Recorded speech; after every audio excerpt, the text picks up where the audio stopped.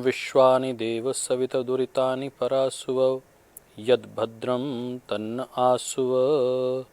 ओम शांति शांति शांति।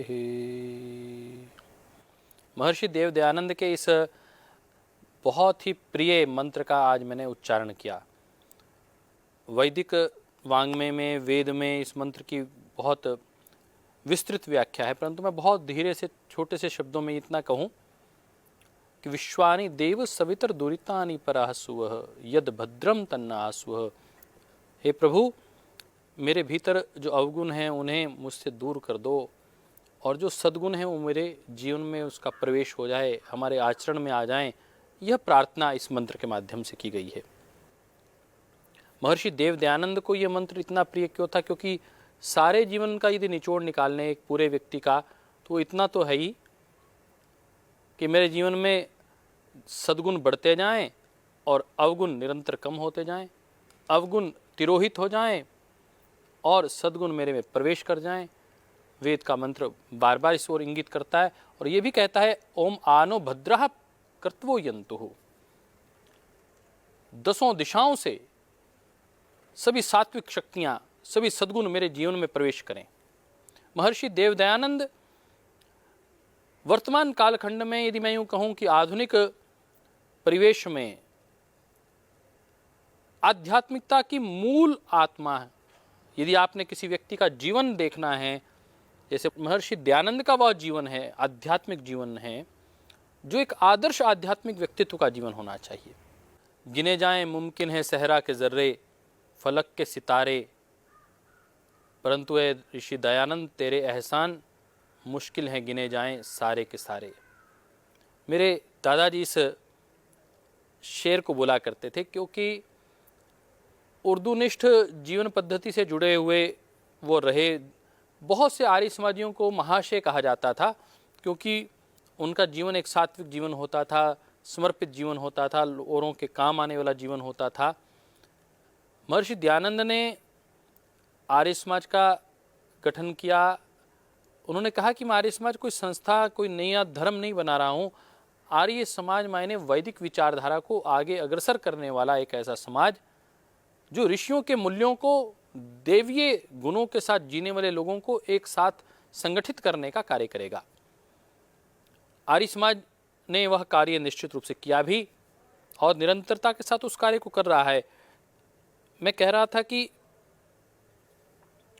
वैदिक मान्यता में यदि हम अध्यात्म की परिभाषा करें तो प्रकाश है, सत्व की परिभाषा करें तो प्रकाश है।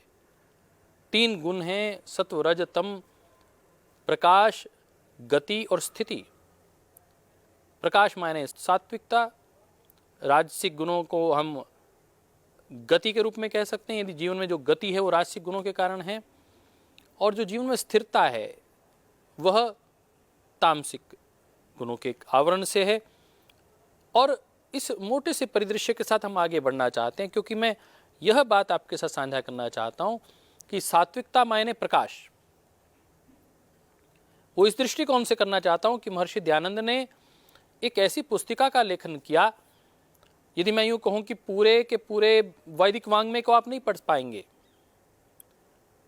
इतने क्लिष्ट ग्रंथों को, 20,000 वेद के मंत्रों को पढ़ पाना, हजारों उपनिषदों के, पुराणों के सूत्रों को पढ़ पाना, नीतियों के सूत्रों को पढ़ पाना, दर्शन पढ़ पाना, परंतु यदि आप उसका निचोड़ पढ़ना चाहें तो आपको निसंकोच उत्साह के साथ खोजना चाहिए अपने आसपास। वह पुस्तिका का नाम है सत्यार्थ प्रकाश। महर्षि देव दयानंद ने यह पुस्तक का लेखन जब किया, वह स्थान नवलखा महल है, उदयपुर है। आज नवलखा महल उदयपुर, भारत सरकार ने आर्य समाज को उसका रखरखाव दिया है। यह महर्षि देव दयानंद का यह सत्यार्थ प्रकाश, यह प्रकाश शब्द यहाँ आता है। सत्यार्थ का प्रकाश, सात्विकता मायने प्रकाश है और सत्यार्थ उसकी परिभाषा है। यदि आप आध्यात्मिकता को जानना चाहते हैं तो सत्य को स्वीकार करना होगा, सत्य के प्रकाश को स्वीकार करना होगा। और यह महर्षि दयानंद का आध्यात्मिक मूल्यों के प्रति एक प्रेम है, लगाव है। ब्रह्मा से जैमिनी पर्यंत ऋषियों के इन ग्रंथों को पढ़ पाना इस एक जीवन कालखंड में कितना कठिन होगा, परंतु महर्षि दयानंद ने ये पुरुषार्थ किया, लगातार 8 ग्रंथों का अध्ययन किया और उनके मंतव्यों, उनके कार्यक्रमों को भली प्रकार समझकर त्वमेव प्रत्यक्षम ब्रह्म वदिष्यामि इत्यादि से जो प्रतिज्ञा की है उसी के अनुसार संपूर्ण ग्रंथ में सत्यार्थ का प्रकाश करते हुए अंत में प्रतिज्ञा का उपसंहार किया है। अत्यंत समृद्धशाली सर्वदेश शिरोमणि भारत देश का पतन किस कारण से हुआ एवं उत्थान किस प्रकार से हो सकता है, इस विषय पर यह ग्रंथ पूर्ण प्रकाश डाल रहा है। इसके यदि आप भूमिका में देखेंगे तो यह बात बहुत स्पष्टता के साथ की जाती है।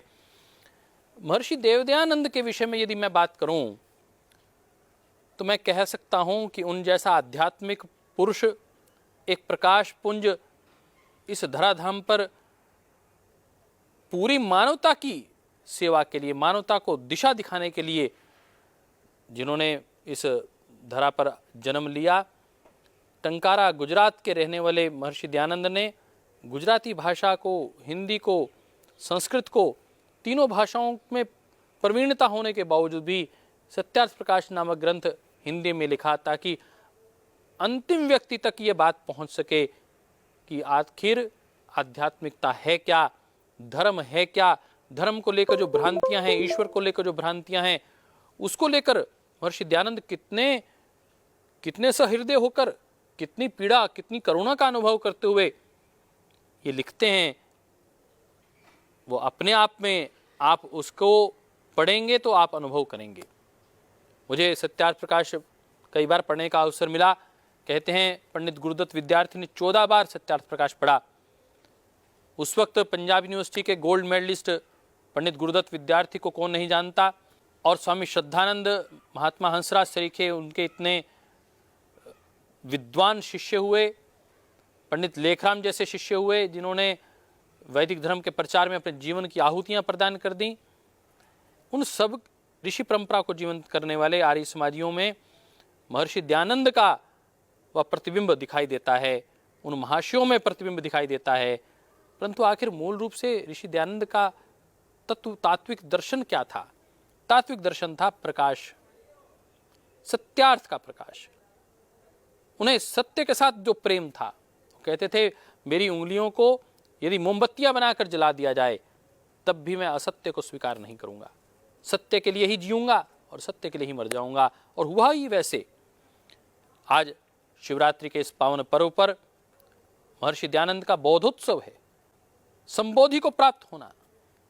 लोग देखने जाते हैं महात्मा बुद्ध ने कहाँ संबोधि को प्राप्त हुए, वह पेड़ देखने जाते हैं महात्मा बुद्ध को कहाँ बोध प्राप्त हुआ, कहाँ जीवन का तात्विक ज्ञान प्राप्त हुआ। मुझे जाने का अवसर मिला टंकारा में, उस शिवालय को देखने का अवसर मिला, उस घर को जिसे आज टंकारा ट्रस्ट देखता है। आदरणीय रामनाथ सहगल जी ने, अजय सहगल जी ने जितना पुरुषार्थ किया है, आदरणीय ब्रिजभूषण मुंजाल जी, हमारे हीरो साइकिल परिवार ने जो पुरुषार्थ किया है, महाशय धर्मपाल जी ने जो पुरुषार्थ किया है, परम श्रद्धेय स्वामी जी महाराज ने जो पुरुषार्थ किया है, उसकी वजह से आज गुजरात की वह धरती अपने को प्राप्त है। और इतने गौरव की बात है, महर्षि दयानंद की धरती, गुजरात के गौरवशाली राज्यपाल महामहिम आचार्य देवव्रत जी हैं, एक आर्य विचारधारा से उत्प्रोत आचार्य, गुरुकुल के आचार्य को यह अवसर मिला है, यह भी हमारे लिए गौरव की बात है। तो ऋषि दयानंद की बात करते हुए मैं ये बात कहना चाह रहा था कि आज किसी बात पर प्रश्न चिन्ह खड़ा करना कितना बड़ा कोहराम मच जाता है। कोई फोटो पेंट कर दे, कोहराम मच जाता है। हम किसी बात को सुनना ही नहीं चाहते, अपने मत के अतिरिक्त कोई बात स्वीकार्य होना तो बहुत दूर की बात है, सुनना ही नहीं चाहते। परंतु ऋषि दयानंद ने कहा कि जैसे प्रजातंत्र की मूल बात चर्चा है, उसकी आत्मा है, मूल आत्मा चर्चा है। Democracy can remain there where there is discussion, परंतु जहां डिस्कशन ही नहीं है वहां डेमोक्रेसी कैसे रह सकती है साहब। और यही बात आज इस मटेरियल वर्ल्ड में मैं देखने को मिलती है। कितनी असमंजस की, कितनी आपको ऐसी स्थिति लगेगी कि एक मॉल में व्यक्ति जाता है और चाहता है कि मुझे 100 किस्म के कपड़े मिलें, 100 किस्म की मेरे को टी शर्ट दिखाई दे, 100 किस्म के मुझे ब्रांड दिखाई दें, परफ्यूम के, मेरे शूज के 100 किस्म के ब्रांड दिखाई दें। अर्थात मटेरियल वर्ल्ड में व्यक्ति भौतिक क्षेत्र में बहुत उन्नति प्राप्त कर चुका और वहां वह अनेक प्रकार के पर्यायों को लेकर उनमें से चूज करता है, बेस्ट ऑफ द बेस्ट उसको अचीव करना चाहता है। टेक्नोलॉजी में जो बेस्ट है फोन, उसको ही लेना चाहेगा, जो इंटरनेट बेस्ट है उसको ही लेना चाहेगा। परंतु धार्मिक जगत कहो या आध्यात्मिक जगत, उसमें यह सुविधा आज व्यक्ति को प्राप्त नहीं है। यदि आपने एक धर्म के विषय में कहा कि ये मुझे पसंद नहीं है तो बवाल हो जाएगा साहब। परंतु आध्यात्मिक जगत में संशय होना कितना आवश्यक है, आप इसकी कल्पना कर सकते हैं। यदि महात्मा बुद्ध संशय नहीं करते और वैसा ही जीवन जीते रहते जो उनका पारिवारिक जीवन था, एक राजा के घर में पैदा हुए थे, तो कभी महात्मा बुद्ध नहीं बन सकते थे। महर्षि देवदयानंद यदि संशय नहीं करते मूल शंकर के रूप में, तो सारी जिंदगी मूल शंकर ही रहते। महर्षि अरविंद की बात ले लें, रमन जी की बात ले लें, महावीर की बात ले लें।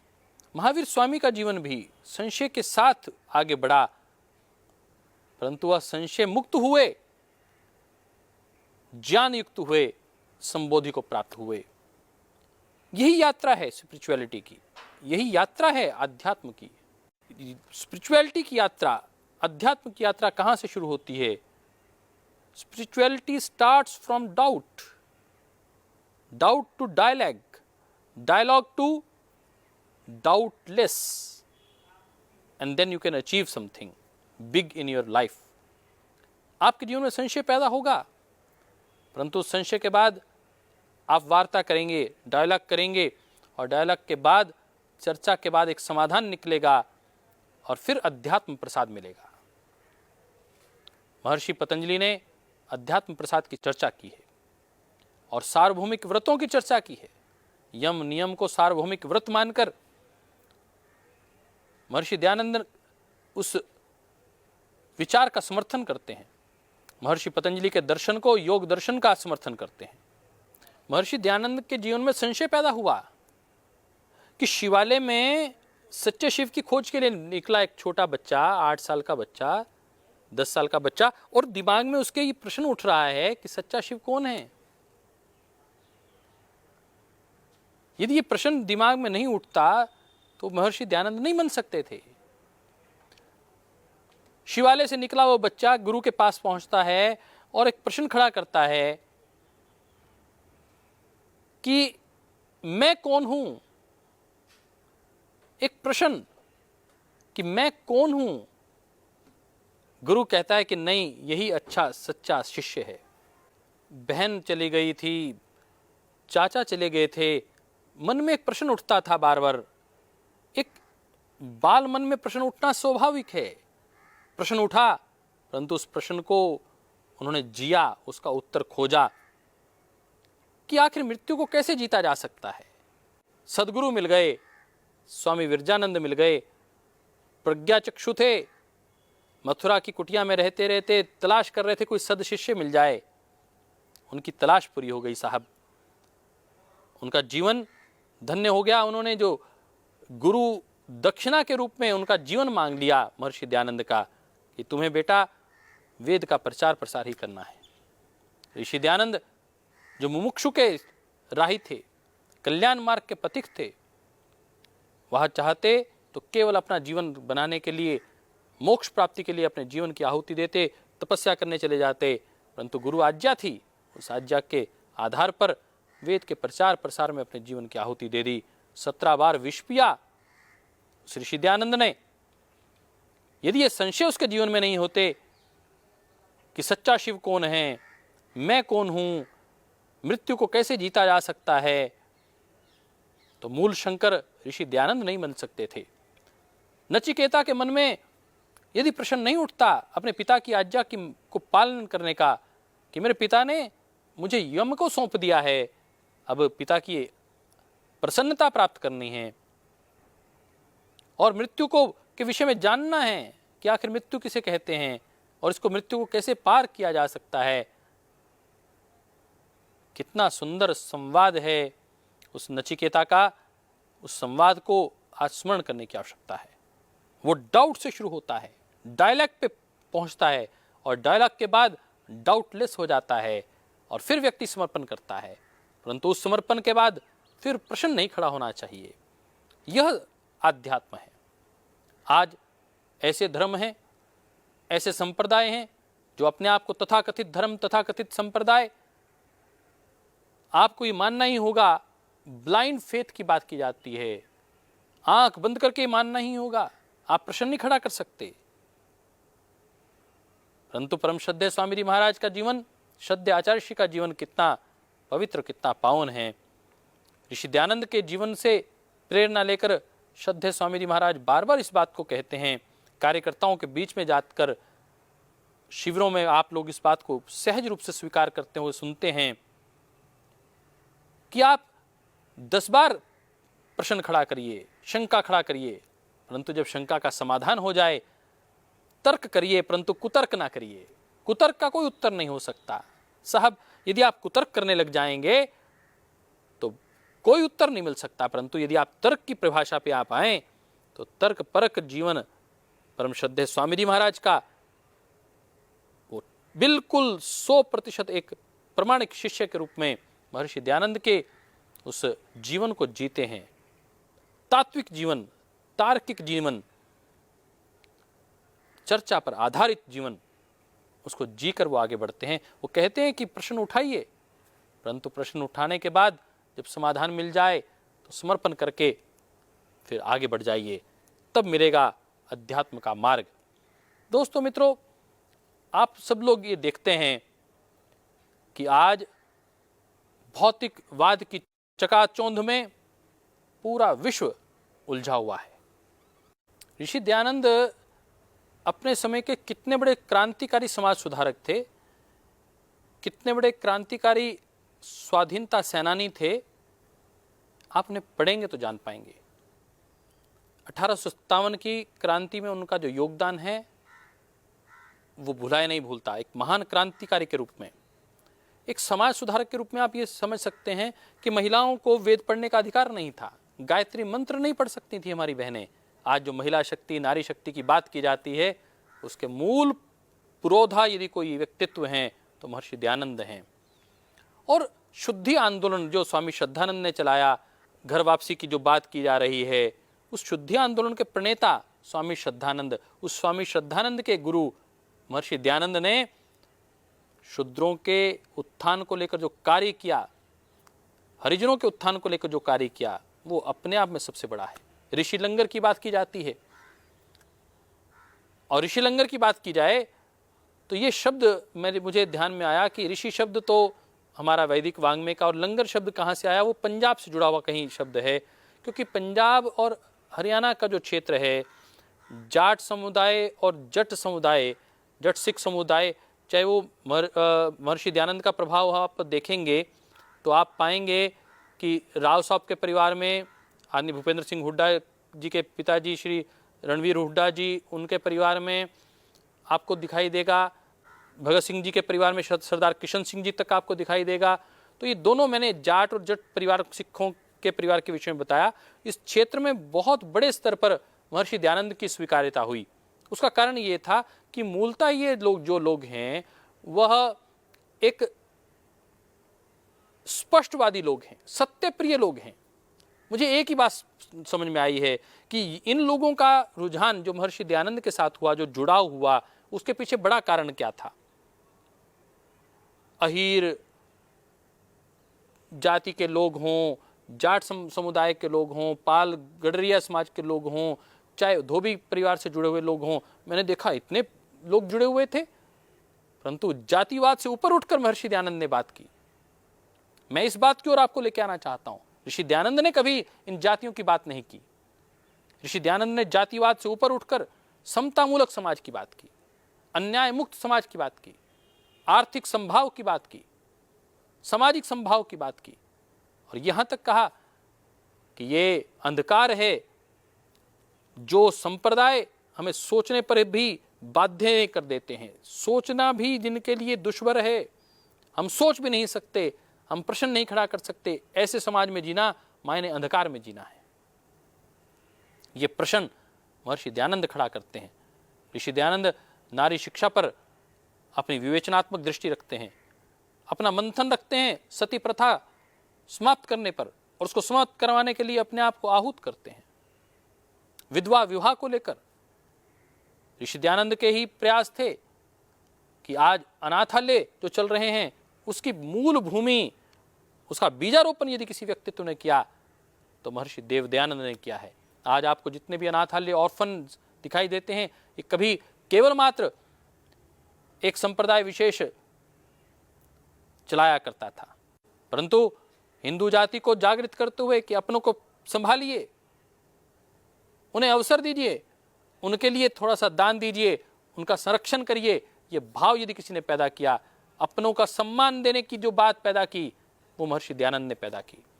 जातिवाद से ऊपर उठकर, प्रांतवाद से ऊपर उठकर राष्ट्र के विषय में सोचा जाए, भाषावाद से ऊपर उठकर, मैंने कहा ऋषि दयानंद गुजरात के थे, गुजराती भाषा मूल थी, परंतु उन्होंने स्वीकार किया, अध्ययन किया सारा संस्कृत भाषा में, परंतु स्वीकार किया देवनागरी लिपि हिंदी को, और हिंदी को राष्ट्रभाषा के रूप में स्थापित करने के लिए निरंतर प्रयास करते रहे। कितना जीवंत व्यक्तित्व है महर्षि दयानंद का। जातियों में बंधी हुई इस भारतीय समाज को आज यदि आवश्यकता है तो ऐसे ही एक व्यक्तित्व की, और वह व्यक्तित्व है परम श्रद्धेय स्वामी जी महाराज। जातियों में बटे हुए समाज को जोड़ सकते हैं, प्रांतवाद और भाषावाद में बटे हुए समाज को जोड़ सकते हैं।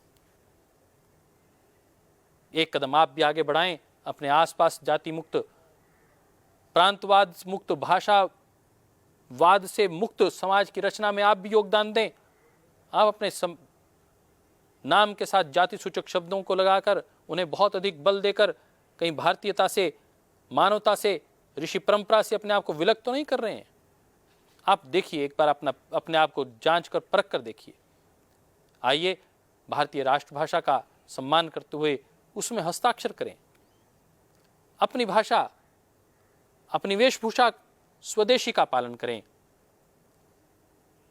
देखिए, ये जो भौतिकता का जहाज है, यदि इसका नियंत्रण आध्यात्मिकता नहीं करेगी, आध्यात्मिकता उसका दिशा का संचालन नहीं करेगी, केवल और केवल भौतिकता, सड़कें बना लेने, पुल बना लेने से राष्ट्र आगे नहीं बढ़ पाएगा। राष्ट्र आगे बढ़ेगा व्यक्ति के चरित्र के निर्माण से, व्यक्ति में राष्ट्रीयता के बीजारोपण से, और वह कार्य तब होगा जब हम ऋषि दयानंद की बात मानेंगे, परम श्रद्धेय स्वामी जी महाराज, श्रद्धेय आचार्य की बात मानेंगे, पतंजलि योगपीठ की बात मानेंगे।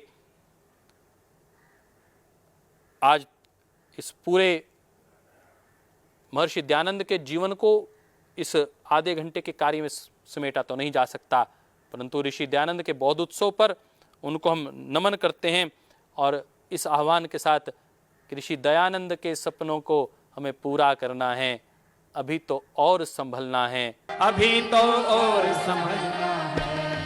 ऋषि दयानंद के सपनों को, स्वामी दयानंद के सपनों को हमें पूरा करना है, अभी तो और संभलना है। तालियां हाथ उठा करके जरा मस्ती से गाइए। ओ आंधी वर्षा तूफानों से कभी नहीं भय खाए, आंधी वर्षा तूफानों से कभी नहीं भय खाए।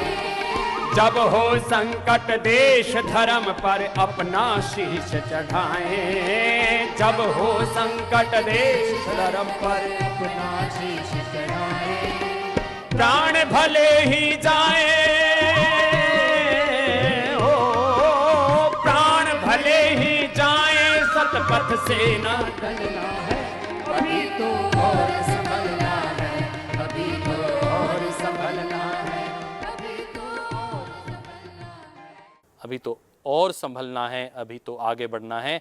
आइए, यह समय है, जितना बड़ा अंधकार होगा उतने ही प्रकाश की आवश्यकता ज़्यादा होगी। ये जो संप्रदाय बढ़ रहे हैं, जहाँ प्रश्न खड़ा करना, संशय पैदा करना, वह अपने आप में एक अपराध है। ऐसे वातावरण से विलग एक ऐसे आध्यात्मिक वातावरण में जहाँ तर्क युक्त चर्चा होती है, जहाँ सार्वभौमिकता, यूनिवर्सल लॉज के ऊपर बल दिया जाता है, आइए उस समाज को, उस विचारधारा को अपनाएं, ऋषियों की विचारधारा को अपनाएं और हम स्वयं एक अच्छे योगी बने, एक विचारक बने और डाउट से डायलॉग और डायलॉग से डाउटलेस की यात्रा को पूर्णता प्रदान करते हुए एक आध्यात्मिक जीवन जिएं। इतना ही कहते हुए अपनी वाणी को विराम देता हूँ। ओम शांति शांति शांति।